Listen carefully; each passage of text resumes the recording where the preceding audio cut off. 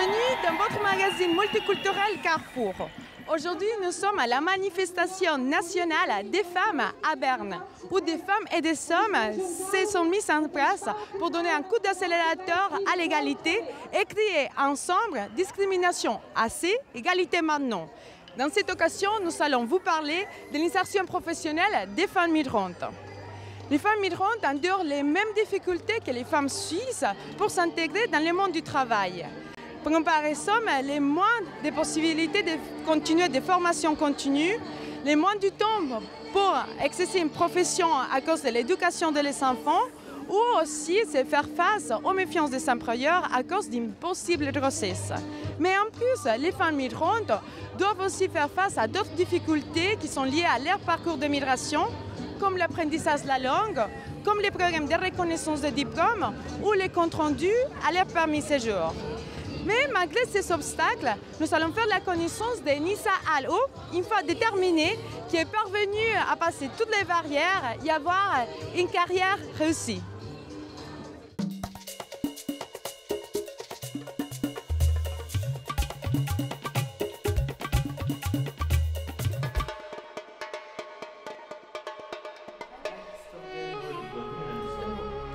Nissa, bonjour. Bonjour Violetta.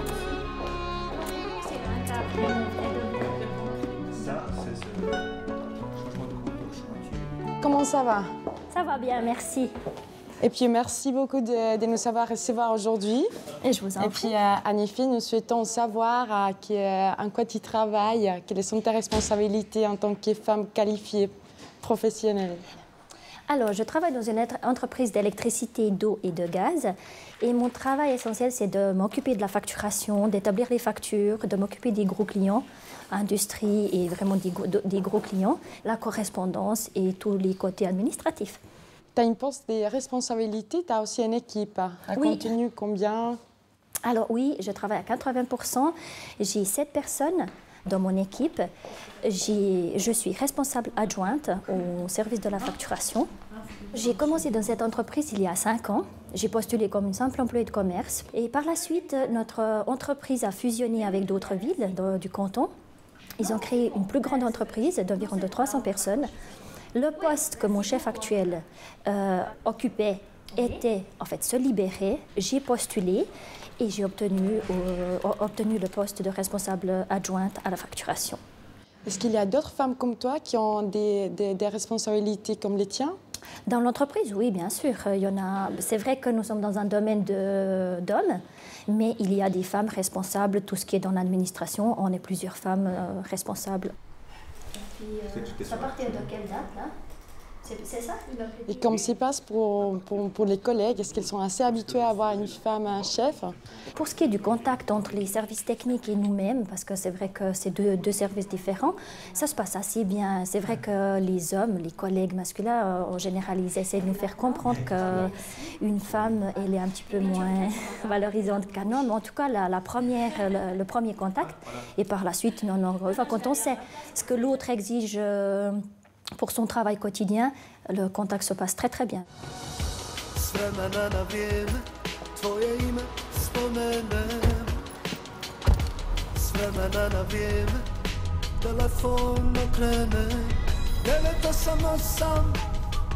Je suis née en Bosnie et Herzégovine, donc ex-Yougoslavie. Simplement, je suis venue avec ma maman ici pour une période provisoire. Parce que, sachant que je ne voulais pas rester en Suisse, je ne voulais même pas faire les études ni apprendre la langue, je voulais absolument partir. Au bout de presque une année, j'ai vu qu'il n'y avait pas d'autre solution que de s'inscrire et puis en fait rester dans le pays parce que ça ne s'améliorait pas en Bosnie. Donc je ne pouvais de toute façon pas rentrer. Alors j'ai décidé d'apprendre le français d'abord. Donc j'ai commencé par des cours. Par la suite, ça s'est enchaîné. J'ai fait mon apprentissage d'employé de commerce. Par la suite, j'ai trouvé un travail et puis voilà, ça fait déjà 17 ans que je suis là. Tu as trouvé beaucoup de difficultés? Alors, effectivement, j'ai fini mon apprentissage à la mi-août. Et puis, une agence de placement m'a convoquée pour me dire qu'il y aurait une place dans une assurance maladie qui se libère. Est-ce que je serais intéressée? Comme ça, j'ai commencé, j'ai fait 3 mois dans la caisse maladie. Par la suite, le directeur s'était intéressé un petit peu à mon cas et il a souhaité m'engager comme employé fixe. Et le directeur ne pouvait pas me faire un contrat de travail fixe sans le permis B. Donc c'était très très difficile. Et puis comme ça faisait déjà 5 ans que j'étais avec mon ami, donc on a pris une décision qu'on se mariait assez rapidement. Ça changeait rien pour nous qu'on se mariait tout de suite après ou quelques années plus tard, ça changeait rien pour nous parce que ça faisait déjà 5 ans qu'on se connaissait. Et j'ai pu obtenir et signer mon contrat de travail fixe où je suis restée 10 ans. Et puis, continue, comment est-ce que tu as vu cette période de famille? Est-ce qu'il est suisse ou bien? Non, mon mari n'est pas suisse. En fait, on est tous suisses maintenant, on est tous naturalisés suisses, mais mon mari, il est portugais. Il est né au Portugal, il est arrivé à l'âge de 8 ans. Et ça passe très bien avoir un conjoint d'une culture différente? Très très bien. Avec un tout petit peu de compréhension, du respect l'un vers l'autre, on n'avait jamais rien connu de difficile. Vous savez, il y a une culture différente, mais aussi une religion différente? Tout à fait. Moi-même, je suis musulmane. Et mon mari est né dans un pays catholique. Mais même pour les enfants, pour nous-mêmes, il n'y a jamais eu de problème entre nous deux.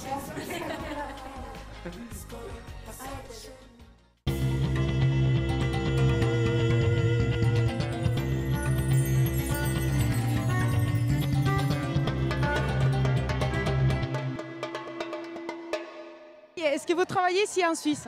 Oui, très bien. Je travaille en Suisse.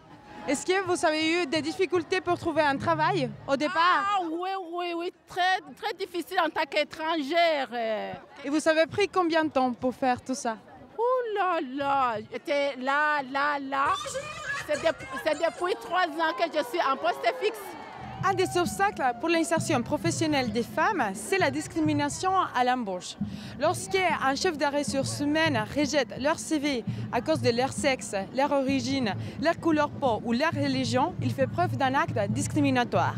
Discrimination, c'est le fait de traiter quelqu'un de manière inégale et de justifier cela avec un argument qui n'est pas pertinent et qui est illégitime. C'est le fait de nier à quelqu'un une possibilité, l'accès à toutes sortes de choses. Ça peut être l'éducation, ça peut être le logement, ça peut être des services, ça peut être un accès à un lieu public.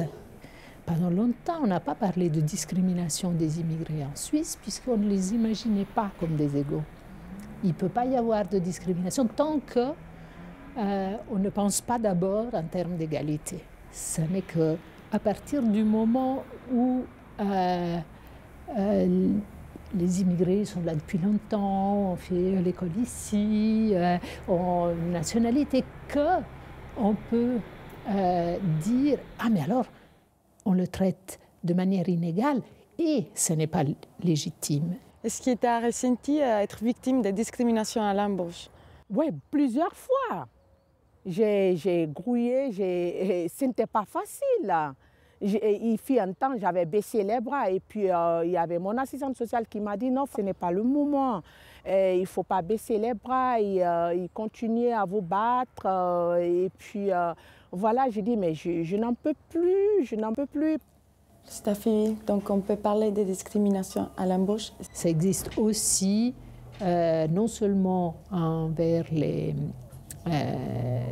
primo-migrants, c'est-à-dire les personnes qui viennent directement de l'étranger, ça existe aussi pour les enfants qui sont nés ici, qui ont grandi ici et qui ont les mêmes niveaux de qualification. C'est là que les jeunes locaux. C'est là que la chose devient vraiment choquante.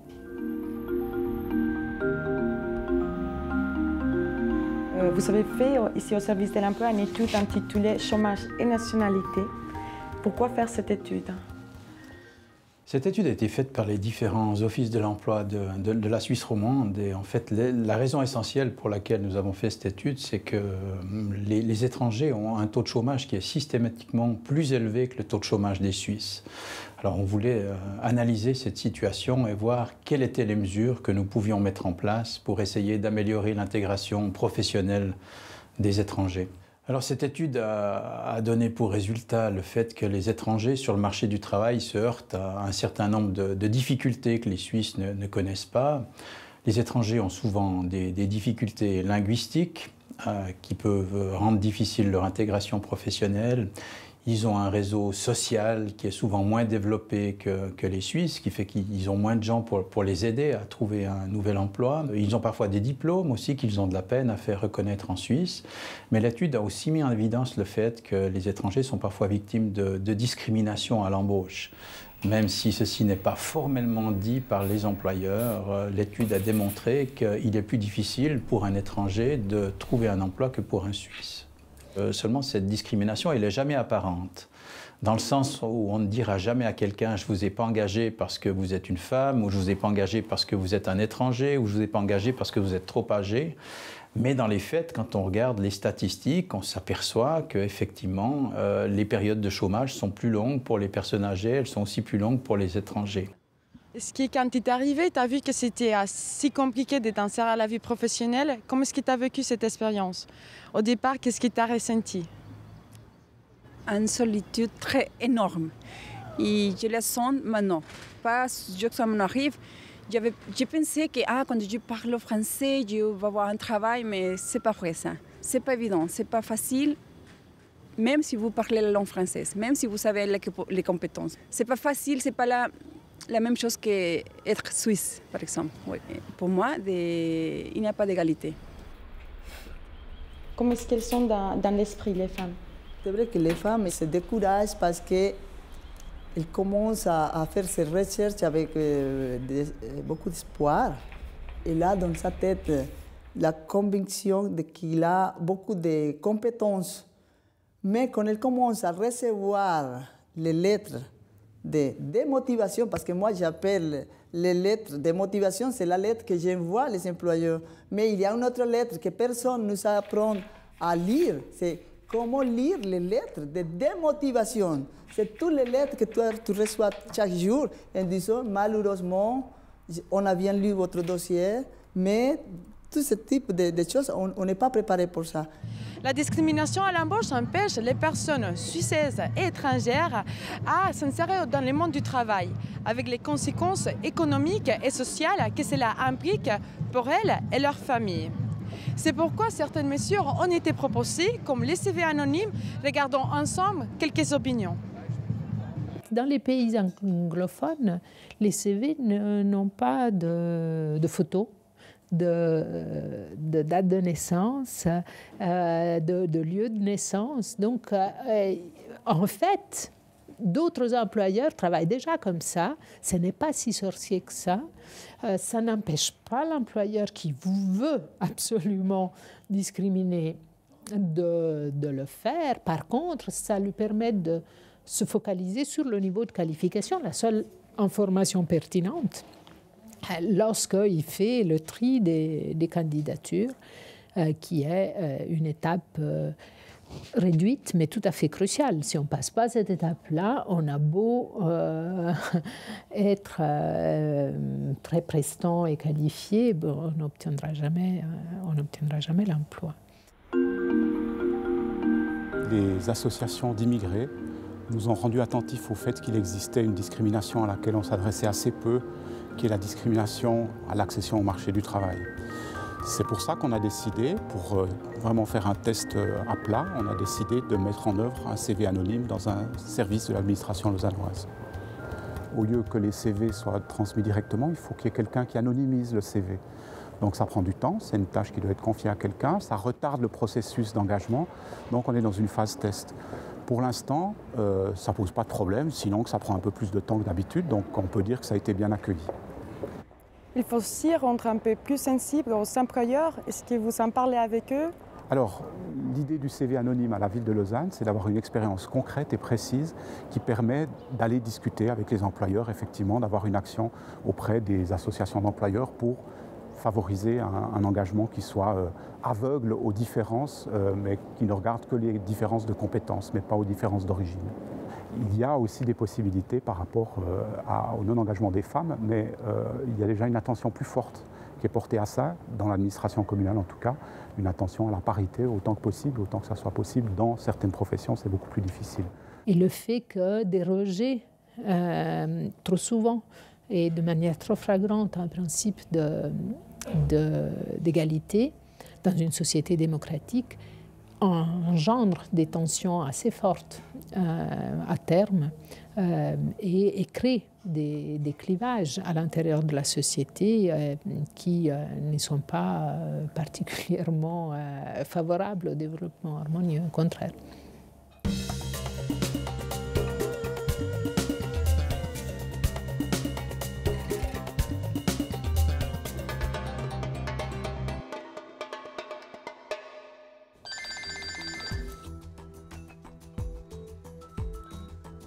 Association des courriers, bonjour.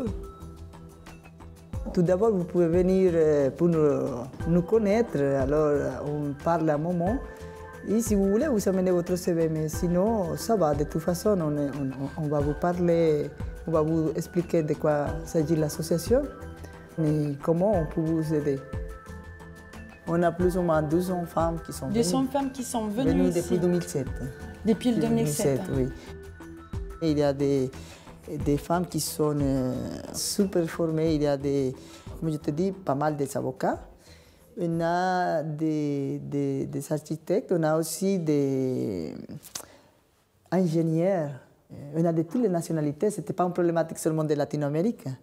On a des Chinoises, on a des Mexicaines, on a de toutes les nationalités, italiennes, même italiennes, espagnoles. On a de toutes nationalités, même les gens d'Europe ont la difficulté. Ça veut dire que c'est une problématique. Et comment ne pas baisser les bras? Surtout pas rester seul. On ne peut pas rester à la maison. Si on reste à la maison, on finit par croire qu'on ne sert à rien. Il faut être toujours chercher, tu vois, bouger. C'est ça que j'appelle les femmes proactives. Proact, c'est un projet qui dure 4 mois. Qu'il a des formations et aussi des coachs. Il y a une personne qui le coach pendant 4 mois. J'aimerais bien commencer un projet personnel comme femme proactive, de voir la possibilité d'avoir toutes les informations par rapport à la reconnaissance des diplômes dans un seul endroit. Ça se dit ici à Genève et à Berne, il y a beaucoup d'offices qui chacun se charge de différents métiers et diplômes. Ce n'était pas facile le chemin pour arriver à voir s'il y a la possibilité de la reconnaissance ou pas. Et c'est ce que j'aimerais faire. Vous avez participé à la réalisation de la guide pratique pour les femmes migrantes en recherche d'emploi. Et racontez-nous quel est l'intérêt de faire ces guides pratiques.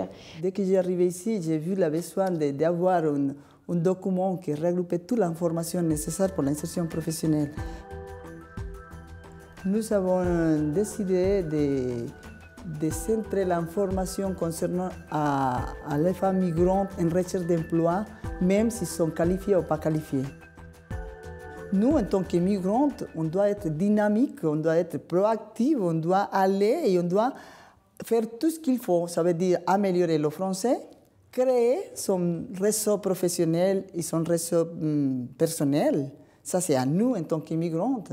On doit aller vers les institutions, on doit connaître les institutions qui existent par rapport, par exemple, à la garde d'enfants. C'est à nous nous mobiliser et faire toutes les étapes comme il faut. Une fois qu'on fait toutes les étapes, je crois qu'on est prêt à dire, voilà, moi je suis prêt, regardez-moi, je peux faire telle chose, je peux faire l'autre. On les encourage aussi à améliorer son CV avec une formation, si c'est possible. Si ce n'est pas possible, en tout cas, de connaître bien le réseau qui existe par rapport au métier qu'elle a étudié et à quel point elle peut offrir, qu'est-ce qu'elle peut offrir ici comme compétence. Tout le monde a l'idée que nous, en tant que femmes, on est toujours débiles, on on est fragile et qu'on cherche toujours aide-moi, aide-moi. Mais nous, on va montrer que ce n'est pas notre but. Nous, on est proactifs. Ça veut dire, nous, on offre des compétences. Tu as parlé de la solidarité entre femmes. Pourquoi penses-tu que c'est important, cette solidarité? Pour moi, c'est des choses les plus importantes. Quand je parle de solidarité des femmes, je ne parle pas d'une solidarité économique. Je parle d'une solidarité de partage d'informations. On trouve qu'il y a des personnes qui sont déjà passées par une expérience, qui sont déjà fait une démarche. Alors cette information, c'était important pour autre personne qui vient d'arriver. C'était important pour autre personne qui a le même métier. Ça veut dire, chaque personne qui vient ici, elle nous partage son expérience, elle partage un peu son réseau, parce qu'elle peut dire, moi je ne suis pas infirmière, mais je suis artiste, je connais tel, et cet réseau pour les servir à autres femmes. Ça veut dire, c'est ça l'idée de l'association et de notre soirée réseau. Parce que nous, on fait des soirées réseau pour partager l'expérience, pour encourager les autres et dire, voilà, on est 30, on n'est pas seul. Et on essaye que, selon les métiers, les femmes, ils discutent un moment, ça veut dire les avocats, ils discutent un moment pour partager cette expérience. Moi, j'ai fait comme ça, toi, comment tu as fait, qu'est-ce que tu es arrivé, qu'est-ce que tu as dit. C'est comme ça qu'on travaille un peu aussi. Rocio, merci beaucoup d'être avec nous aujourd'hui. Non, merci à toi, Violette. Merci pour le soutien aux femmes qualifiées migrantes. Non, merci à toi pour cette interview. Moi, je suis super contente parce que c'était la façon comme nous, on se fait visible, tu vois. Merci, Rocio. Merci.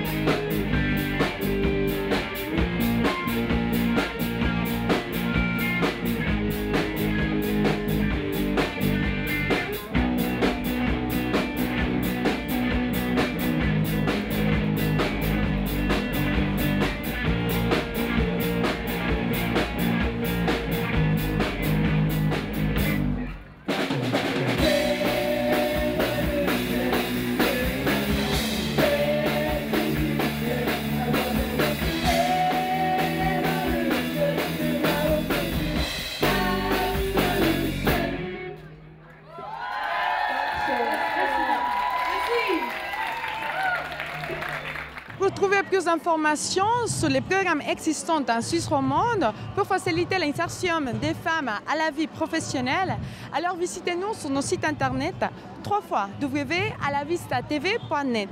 Merci pour votre fidélité. On se retrouve le mois prochain et continuons à construire ensemble ces chemins vers l'égalité entre femmes et hommes.